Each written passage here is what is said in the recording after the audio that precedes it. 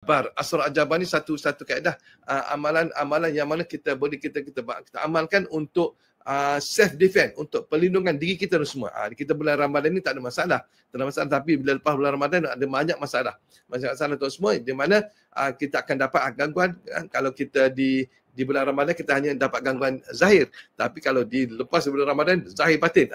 Sihir, macam-macam berlaku dan juga orang nak kita pun akan berlaku juga tu semua. Jadi kalau boleh tuan-tuan, Asrar Ajaban ni penting untuk kita self defense. Bayangkan ramai anak kita yang balik malam, isteri kita balik malam, kadang-kadang anak-anak kita balik malam, anak-anak perempuan balik malam, kadang-kadang balik-balik tak sampai rumah.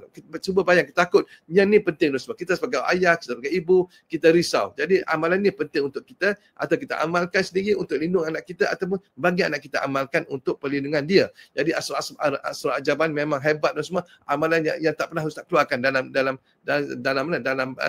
live Ustaz ni. Ini kali pertama Ustaz keluarkan, insyaAllah. Dan di samping itu kan tuan semua, di samping itu kerana kalau tuan ambil Asrar Ajaban ni, Ustaz akan bagi percuma itu Ustaz membawa minda anda ke mana? Ke Mekah tu semua. Bawa minda anda. Bukan astral travel, bukan astral travel, bukan meraga sukma, tapi meraga minda.